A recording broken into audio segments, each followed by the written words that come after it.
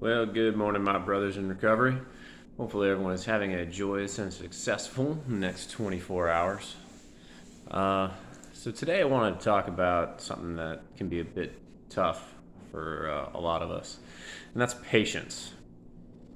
I want to start off talking about it by actually diving into a little bit of Buddhism. For anyone who's familiar with Buddhism, the primary tenet of it is that we are constantly in a state of what some call suffering, but I prefer the translation to mean dissatisfaction. And what that means is we as humans are constantly in a state where we are not satisfied.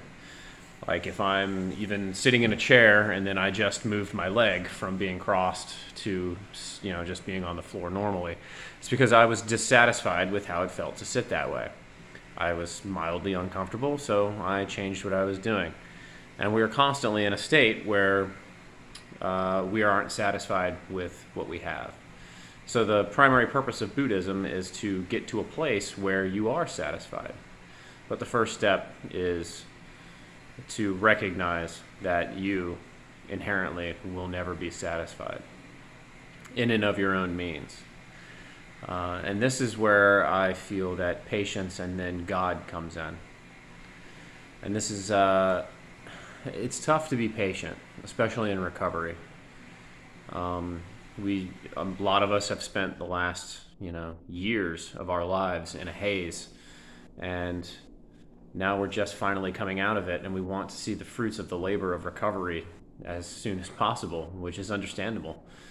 Our lives have been hell, and we're just now starting to see the other side. We're just now starting to see the good come of our efforts and our struggles, and we want it to happen faster.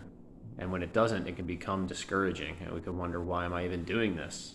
To say that life was easier when we were drunk is pretty easy if you consider, living in a hell of your own design easy.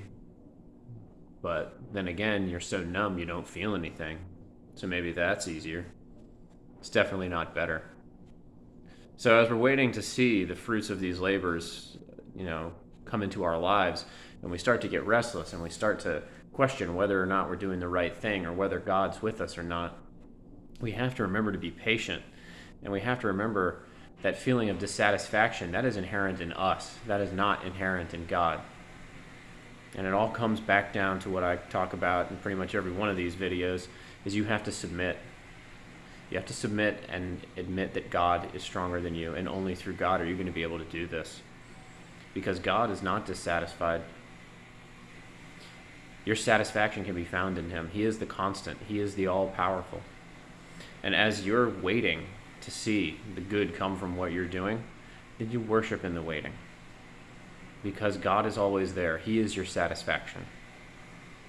Nothing in this world is ever going to be satisfying. Whether it be the job that you currently have or don't have, the living situation you have or don't have, the relationships you're in, you'll always find something to be dissatisfied with, just as you were dissatisfied sitting with your leg crossed across your knee.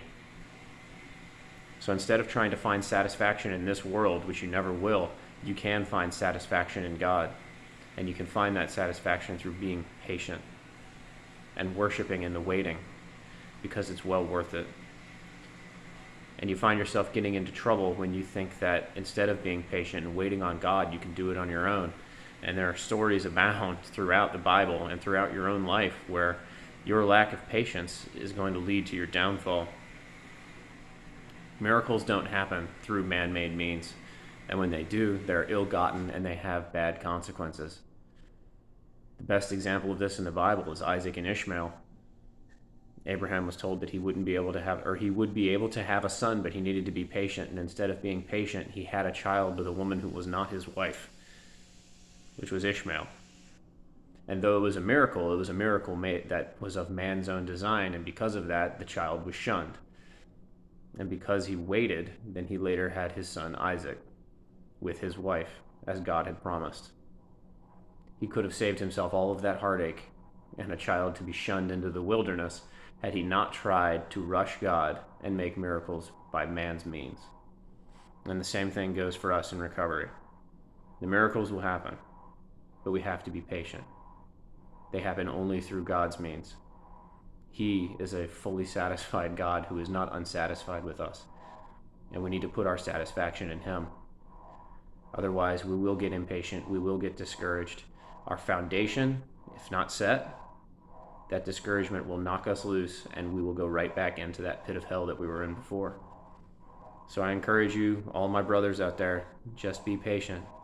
If it feels like things aren't happening fast enough, they're happening at the exact right time that God wants them to happen. And the good will come if you are patient. But you will be led into ruin if you try to do it on your time and not His. Remember, His plan, not yours. All right, y'all, have a good next 24 hours, and remember, it's dangerous to go alone.